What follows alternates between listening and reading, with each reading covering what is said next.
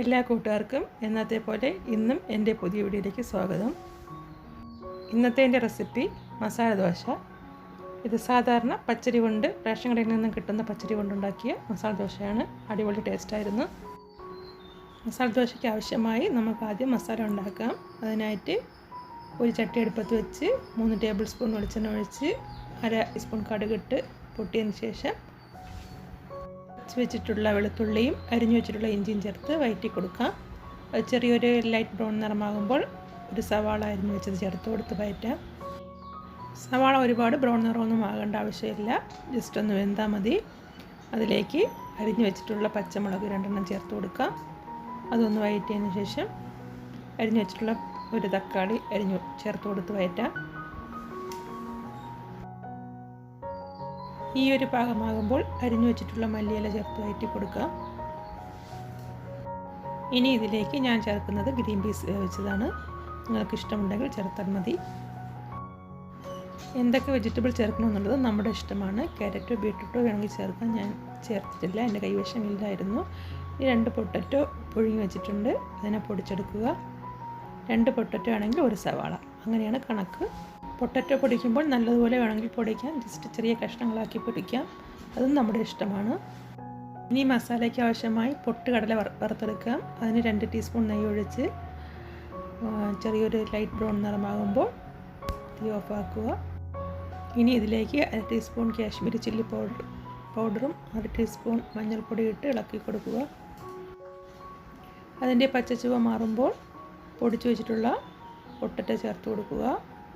എന്നിട്ട് നന്നായി ഇളക്കി കൊടുക്കുക. ആവശ്യത്തിന് ഉപ്പൂടെ ചേർത്ത് നന്നായി ഇളക്കിയെടുക്കുക.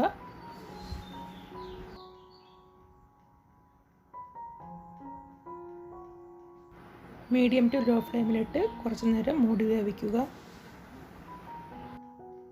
ഇനി ഇതിലേക്ക് ഫ്രൈ ചെയ്ത് വെച്ചിട്ടുള്ള കടല ചേർത്ത് കൊടുക്കുക, നന്നായി ഇളക്കി കൊടുക്കുക. എന്നിട്ട് മസാല ദോശയ്ക്കുള്ള മസാല റെഡി ആയിട്ടുണ്ട്. ഇനി നമുക്ക് ദോശയുടെ കാര്യത്തിലേക്ക് പോവാം. ദോശമാവിന് 3 കപ്പ് പച്ചരി, അതിന് 1 കപ്പ് ഉഴുന്ന് വേണം. നല്ലതുപോലെ കഴുകിയെടുക്കുക. അതിലേക്ക് 1/2 ടേബിൾ സ്പൂൺ ഉലുവ ചേർത്ത് 4 മണിക്കൂർ കുതിർക്കുക. ആ അരി 1/2 കപ്പ് ചോറ് ചേർത്ത് അരച്ചെടുത്ത മാവാണിത്. ഇനി 1/4 കപ്പ് പത്തിരിപ്പൊടി, അതിലേക്ക് കുറച്ച് വെള്ളം ഒഴിച്ച് ആവശ്യത്തിന് ഉപ്പും ചേർത്ത്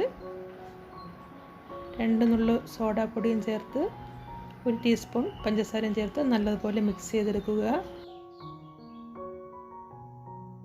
അങ്ങനെ മിക്സ് ചെയ്തെടുത്ത അരിപ്പൊടി നമുക്ക് ആവശ്യമുള്ള ദോശമാവിലേക്ക് ചേർത്ത് നല്ലതുപോലെ കലക്കിയെടുക്കുക.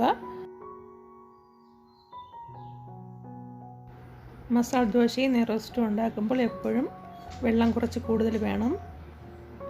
അങ്ങനെ കുറച്ച് വെള്ളം കൂട്ടി വേണം ഇത് കലക്കിയെടുക്കാൻ.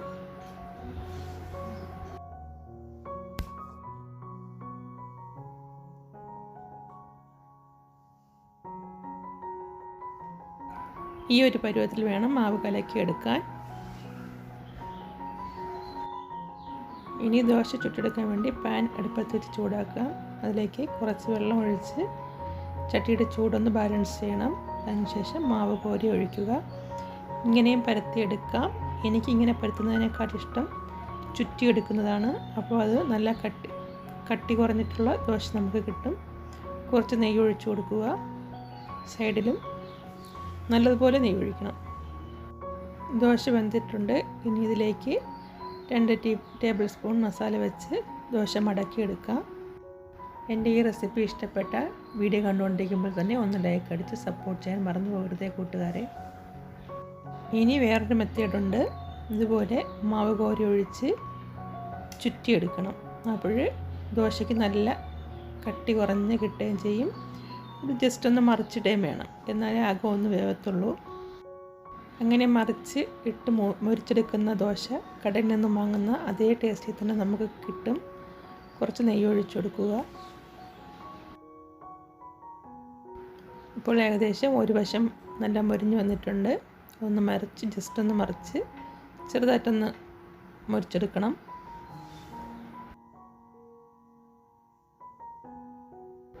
ഇനി ഇതിലേക്ക് മസാല ഫിൽ ചെയ്ത് മടക്കിയെടുക്കാം. എനിക്ക് ആദ്യത്തേക്കാൾ ഇഷ്ടം ഇങ്ങനെ ഈ രീതിയിൽ ഉണ്ടാക്കുന്നതാണ്. ഈ പച്ചരി നമ്മൾ റേഷൻ കടയിൽ നിന്ന് വാങ്ങിയ പച്ചരി തന്നെയാണ്. കടയിൽ നിന്ന് വാങ്ങുന്ന അതേ രുചിക്ക് തന്നെ ഈ മസാല ദോശ നമുക്ക് കിട്ടിയിട്ടുണ്ട്. നിങ്ങളൊന്ന് ട്രൈ ചെയ്ത് നോക്കണം. നല്ലൊരു മസാല ദോശയായിരുന്നു. ഇന്നത്തെ എൻ്റെ റെസിപ്പി എല്ലാ കൂട്ടുകാർക്കും ഇഷ്ടമായെങ്കിൽ നിങ്ങളുടെ അഭിപ്രായങ്ങളും നിർദ്ദേശങ്ങളും കമൻറ്റായി അറിയിക്കുക. ഞാൻ അപ്ലോഡ് ചെയ്ത ഈ റെസിപ്പി എല്ലാവർക്കും ഇഷ്ടമായെന്ന് വിചാരിക്കുന്നു. ഇതിന് നല്ലൊരു റെസിപ്പിയുമായി അടുത്ത ദിവസം കണ്ടുമുട്ടാമെന്ന പ്രതീക്ഷയിൽ. Bye from Dippu Sumi's.